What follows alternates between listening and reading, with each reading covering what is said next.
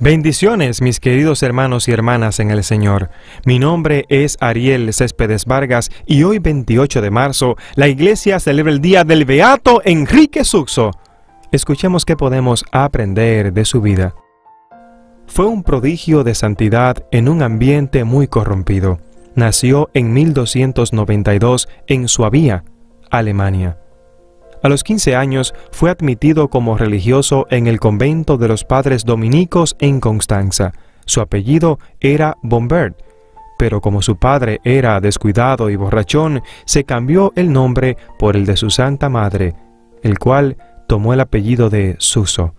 En la comunidad encontró como profesor un místico muy famoso que influyó en él de manera muy inmensa. Era el padre Eckhart, cuyos consejos seguían muchas personas con gran entusiasmo. Enrique decía: el padre Eckhart demuestra tan gran sabiduría que parece como si Dios no le hubiese ocultado nada. Los datos que vamos a narrar enseguida están extraídos de la autobiografía que el propio San Enrique Suso escribió.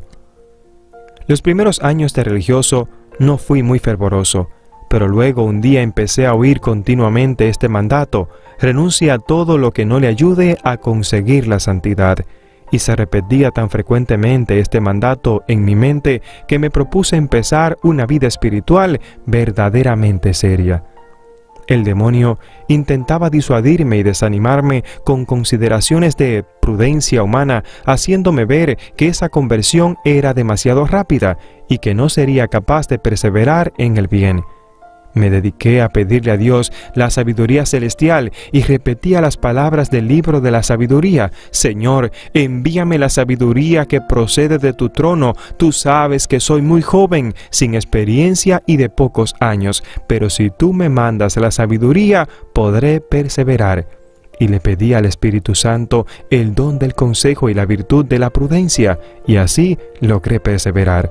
En adelante, durante toda mi vida, seré un buen administrador, constante de la sabiduría eterna, y recomendaré a mis discípulos el pedir mucho a Dios el don de la sabiduría. Les repetía las palabras del libro santo, sabiendo que no tendría la sabiduría. Si Dios me la concede, me dedico a pedirla en oración, y me fue concedida.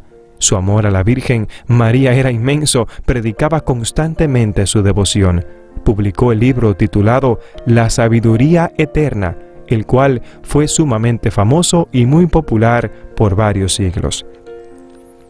Al principio de su conversión, Enrique creyó que debía dedicarse a muy fuertes mortificaciones, y así lo hizo. Sus ayunos, vigilias, azotes y demás penitencias llegaron a causar asombro y casi acababan con su vida.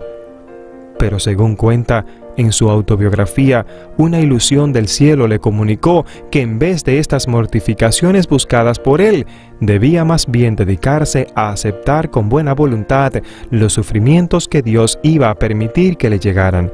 Y fue entonces cuando empezaron a llegarle tremendas tentaciones y penas. Los enemigos del alma trataban de atacarle de mil maneras. Le llegaban los pensamientos más impuros y las imaginaciones más indecentes, y una melancolía o sentimiento continuo de tristeza que trataban de desanimarlo en todo. Y luego las tentaciones contra la fe, y como si no bastara todo esto, le llegó la convicción de que él estaba destinado a condenarse para siempre. Afortunadamente, había tenido un buen profesor y se fue en busca del sabio padre Eckhart y le contó todo. El famoso místico le consoló y logró sacarle de aquel infierno en el cual estaba viviendo, y volvió a su alma en paz. Una vez más se cumplía lo que dice el libro de los Proverbios: triunfarán los que saben pedir consejos. Pero ahora le iba a llegar un tercer momento. Una voz interior le dijo: hasta ahora has sufrido ataques venidos del interior, ahora empezarán los ataques que llegan desde el exterior. Y así sucedió. Pronto empezó a experimentar la ingratitud y la pérdida de los amigos de la buena fama. Sus paisanos se dividían en dos clases, los fervorosos y los relajados. Los fervorosos querían que se cumplieran exactamente todos los deberes de la piedad. Entre ellos estaba Enrique Suso, su profesor Edgar y el gran predicador Taulero, pero los otros eran mayoría y empezaron a perseguir a Suso. Durante 37 años había recorrido campos y ciudades predicando la palabra de Dios, había obtenido curaciones milagrosas. En pleno sermón vieron su rostro rodeado de resplandor, pero insistía muy fuertemente en que había que dedicarse con seriedad a la santidad, y esto no le agradaba a los relajados, y entonces se valieron de una calumnia. Se valieron de un muchacho mentiroso para inventar que él había cometido sacrilegios. Logró comprobar que era inocente. Luego inventaron que Enrique había tratado de envenenar a una persona. Pronto se supo que eso era mentira. Lo acusaron de haber inventado un milagro, pero los mentirosos quedaron al descubierto. Fueron tantas las falsas acusaciones que tuvo que huir por un tiempo a Holanda. Allá lo acusaron de haber escrito herejías contra la fe.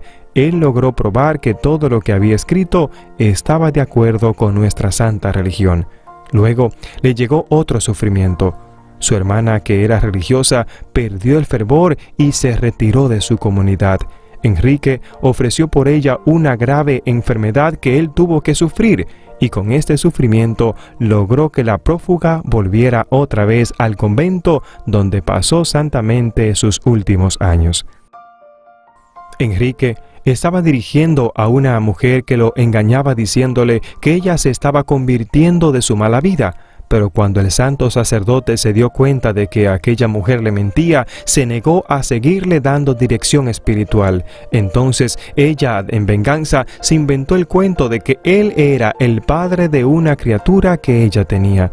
Y algunos hasta creyeron porque el religioso demostraba mucha caridad para con el pobre niño.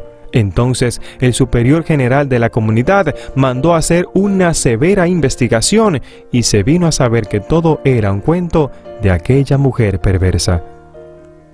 Fue nombrado Enrique como superior de un convento de padres dominicos y aquel convento estaba terriblemente endeudado. El nuevo superior, en vez de dedicarse a pedir limosnas o a conseguir empréstitos, lo que hizo fue recomendar a sus religiosos que se dedicaran a celebrar con mayor fervor la Santa Misa y a rezar con mayor fe y devoción. Muchos se burlaban de él diciendo que era un hombre que no ponía los pies en la tierra y que se imaginaba que con rezos se pagaban las deudas. Pero poco después, un hombre rico sintió una inspiración interior de que debía ayudar a aquel convento y llegó con 20 paquetes de moneda de plata y con esto se pagaron todas las deudas. Los últimos años los pasó el padre Enrique dedicado a dar dirección espiritual a las religiosas, especialmente a las dominicas, a las cuales lo consideraron un verdadero hombre de Dios y un gran guía espiritual y sumamente acertado.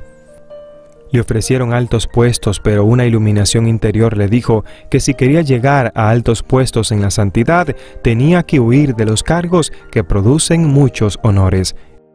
Y por eso se mantuvo siempre entre los más humildes y desconocidos, aunque su sabiduría y sus escritos y su santidad lo hacían resplandecer ante muchísimas gentes piadosas que lo admiraban fervorosamente.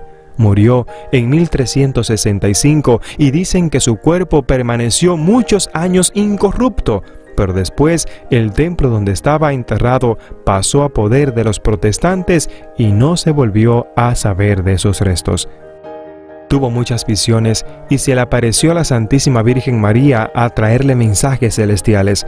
En una de sus visiones preguntó qué medios debía emplear para alcanzar más fácilmente la santidad y la salvación, y le fue respondido: negarse a sí mismo, no apegarse a las criaturas, recibir todo lo que sucede como venido de la mano de Dios y ser infinitamente paciente y amable con todos, aun con los que son ásperos e injustos en su modo de tratar a uno. San Alfonso María de Ligorio, al meditar en las mortificaciones y en los sufrimientos de este hombre de Dios, exclamaba: «Qué pequeños nos sentimos nosotros ante estos campeones tan valerosos para sufrir todo por amor de Dios y por la salvación de las almas». Es por eso que hoy es el día del Beato Enrique Suxo. Mis queridos hermanos y hermanas en el Señor, ¿cuánto podemos aprender de la vida de San Enrique? Lo primero que debemos tú y yo es entender que la gente siempre nos va a criticar, pero nosotros debemos confiar en el Señor siempre y cuando la gente no tenga la razón. Una cosa es que nos critiquen por lo que hacemos y otra es que la gente empiece a inventarse calumnias. Tú y yo debemos entender que no son ellos los que nos critican, es el enemigo quien los utiliza a ellos. Cuando alguien que te critique, ora por él. Cuando alguien hable mal de ti, ora por él. Cuando alguien se invente cosas sobre ti, ora por él. No te preocupes en defenderte, porque Dios te va a defender. Me encanta lo que hizo. La gente pensaba, sus monjes entendían que como el convento estaba endeudado, tenían que salir a pedir limosnas, pero él se dedicó a orar. El arma más fuerte que tiene un cristiano es la oración. Por eso te invito a orar por tus deudas, te invito a orar al Señor para que Él te envíe la ayuda que tú necesitas. Obviamente el dinero no te va a caer del cielo, pero Dios lo sabe y lo conoce todo y va a mover todo lo que tú necesitas para que consigas lo que tú necesitas. Pero tienes que confiar en el Señor. Hoy es un día para que confiemos en Dios, para que le digamos: Señor, yo quiero sufrir todo lo que tú me envíes para salvación de mi alma, quiero ser santo, quiero imitarte, Señor, quiero solo hacer lo que a ti te agrade. Después, Señor, no quiero nada. Que Dios te bendiga y que Dios te guarde. Gracias por compartir y suscribirte en este canal. Bendiciones. Gracias por escuchar a Ariel Céspedes. No olvides compartir y suscribirte en este canal.